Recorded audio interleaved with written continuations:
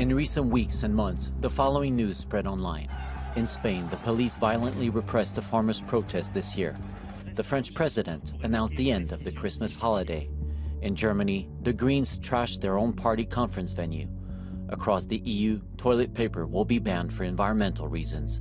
And in Slovakia, the main opposition party to Prime Minister Robert Fico is behind his assassination attempt. The problem is, all this information is false. It's disinformation. Disinformation is like a poison to the soul that is changing what humans are, and it makes us less and less capable of holding such complex and free system as a liberal democracy. Disinformation, fake news, and conspiracy theories are rampant in Slovakia, especially during elections. It's very cheap to influence big masses, especially now in society where a lot of people consume information from various social media platforms. The dangerous part about spreading of disinformation is that it does not spread only information, but especially emotions. I'm here to meet those at the front line of the resistance against disinformation and understand the implications for the rest of the continent as Europeans head to the polls.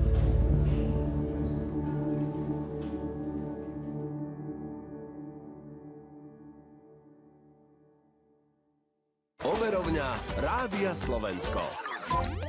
Najviac zdieľané hoaxy týždňa si všíma technologický novinár Martin Hodás. Množstvo skutočne bizarných tvrdení a domnienok. I'm constantly checking what is trending, what are the new narratives being spread, what are the repetitive ones, so we can basically debunk them. Trending is obviously the Western influence, like that they are through CIA and non-government organizations in Slovakia, that they are somehow connected and they are influencing what is happening in the country, and all-time classics, for example, like the moon landing didn't happen. Slovakia, an EU member state in Central Europe of 5.5 million people, grapples with a history of Soviet influence, leaving its population strongly divided between pro-Western and pro-Russian sentiments. This has made it a prime target for the Kremlin's propaganda, especially since 2014 with the annexation of Crimea and the conflict in eastern Ukraine, according to this analyst. At that time, we really saw that a lot of disinformation and information operations trying to undermine Slovakia's Euro-Atlantic orientation, the membership of Slovakia in EU and NATO, were really driven by actors that were pro-Kremlin or had some connections to Russia. The COVID-19 pandemic and media bashing by Slovak leaders fueled the surge of lies and conspiracy theories. But the invasion of Ukraine in 2022 propelled Slovakia's disinformation network to a whole new level. Thousands of news outlets, Facebook pages, and Telegram channels now echo pro-Russian narratives, sometimes directly at the behest of Russian officials. There has been a video of former Russian military attaché in Slovakia bribing basically a contributor of one of the main disinformation outlets for providing them contacts, providing them information, interconnecting them with other people willing to cooperate with Russia. For many Slovaks, disinformation and the resulting toxic political climate are largely to blame for the attempted assassination on May 15, 2024, against pro-Moscow Prime Minister Robert Fico. Nenávistná retorika, ktorej sme v spoločnosti svedkami, vedie k nenávistným činom. Prosím vás, zastavme to. The effect of Russian disinformation running utterly unchallenged for the last 15 years has been devastating on social cohesion in Slovakia. Victor is a former Slovak war reporter and military advisor now specializing in countering foreign influence. Over time, he says, pro-Russian narratives and media outlets have moved from the fringes of the internet to the highest levels of the Slovak government. The narratives from Russian mainstream media being parroted have been normalized in a way that it not only stopped to be toxic for publicly known individuals, politicians running for office to be associated with them, it has become impossible to win elections without their help. When I was in Slovakia in April, the country was gearing up for the second round of the presidential elections.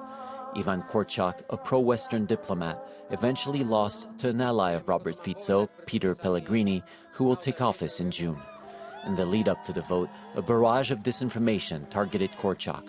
Fake images portrayed him as a U.S. passport holder and someone close to billionaire George Soros, while members of Pellegrini's party, opposed to helping Ukraine, shared a doctored photo of an elderly woman embracing a soldier with the caption, "Don't let Slovak sons and grandsons die in the war." Ironically, the original picture was taken in Ukraine. It doesn't matter to make people believe in a certain story, but to simply erode that trust in whether what they read and what they see and what they can see around themselves, whether it is true or whether it is everything is a bit unreliable and you can trust no one. Veronica runs a fact-checking website and collaborates with Meta to flag problematic content on Facebook, the most popular social network in Slovakia. However, Meta's policy prohibits fact-checkers from labeling statements made by politicians. It means that a lot of disinformation is allowed to spread precisely because we cannot label politicians' words as untrue, false, or with missing context. I think that fact-checking is still important. Its greatest disadvantage is that it is always a reaction to disinformation. It often takes us days before we are able to label it, and by then it's yesterday's news. That time gap between false information and its debunking is causing alarm across Europe as the June European elections approach. Disinformation could flood in days or even hours before the vote. French security services recently uncovered nearly 200 websites spreading Kremlin propaganda in the European Union. Another Russian network mimics well-known news websites to spread fake articles, and several EU far-right lawmakers are being investigated for allegedly accepting money to repeat pro-Russian talking points. Many of the disinformation stories are stuck on fear, anger. So, of course, many of these narrative stories tend to also implicitly help far-right narratives. In Brussels, I spoke to Giovanni Zagni, who leads a task force on the European elections for an EU-funded academic organization. He has been warning against major trends of disinformation lately, increasingly powered by a new tool, artificial intelligence. You can produce pictures and possibly in the near future even videos of things that are completely made up. Ahead of the EU elections, we are seeing a few major disinformation trends and narratives. One has to do with the electoral process. So the electoral process is unfair, ballots are tampered with, people that shouldn't vote are given the right to vote. Then there is, for example, the issue of climate. So all the tools that are the legislative measures that are taken to counter the climate crisis, for example, are actually a way to controlling people and deeply change our way of life. And another one is the issue of immigration. The EU has taken measures to counter disinformation by trying to regulate artificial intelligence and social media companies. But many experts stress that education remains paramount in combating disinformation. In Bratislava, Thomas is among those dedicated to this mission.